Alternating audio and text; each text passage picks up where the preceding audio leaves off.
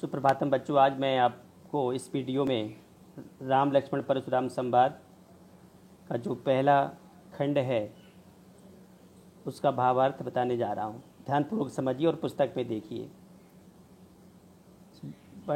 बड़ी विनम्रता पूर्वक रामचंद्र जी कहते कि नाथ संबुधन भंजनी हारा हुई है को एक दास तुम्हारा। संबुधन अर्थात ये हे प्रभु, हे स्वामी, इस शंकर जी के धनुष को तोड़ने वाला आपका कोई एक दास ही होगा। आय सुकाय हो कही किन मोही, किस प्रयोजन से आप यहाँ आए हैं, आप कहने की कृपा करें। जैसे ही ये बातें सुनते हैं, ये वाणी सुनी परशुराम जी ने, तो सुन रिसाए बोले मुनि को ही।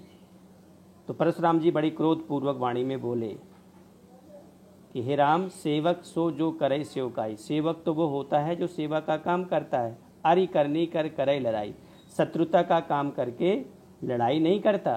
सुनहु राम जेहि स्यो धनु तोरा।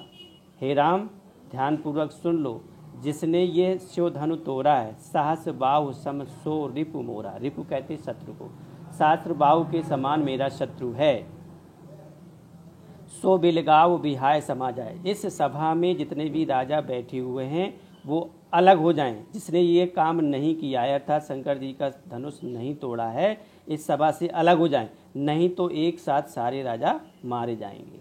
सुनि मुनि बचन लखन मुस्काने, बोले परसु धरहि अवमाने।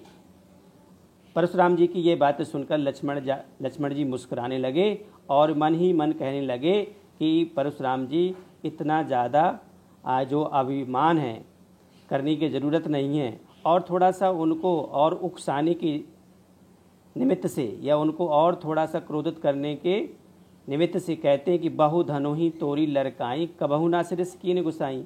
हे मुनि, हमने तो बचपन में खेलते समय अनेक प्रकार के धनुष तोड़े हैं, खेल खेल में धनुष तोड़े हैं। बहु धनु ही तोरी लड़काई, बचपन में हमने बहुत से धनुष तोड़े हैं, लेकिन तब आपने इस प्रकार का कभी क्रोध नहीं किया। यही धनु पर ममता कई हेतु, सुन रिसाए कह भृगुकुल केतु। इस धनुष पर पता नहीं आपकी क्या ममता है, इस धनुष पर आपका कोई विशेष लगाव है क्या।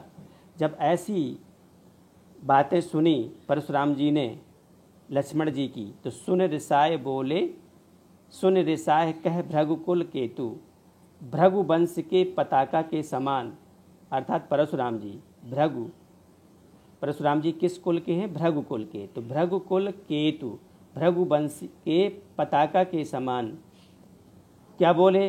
अरे रे नृप बालक काल बस बोलत तो है न संहार।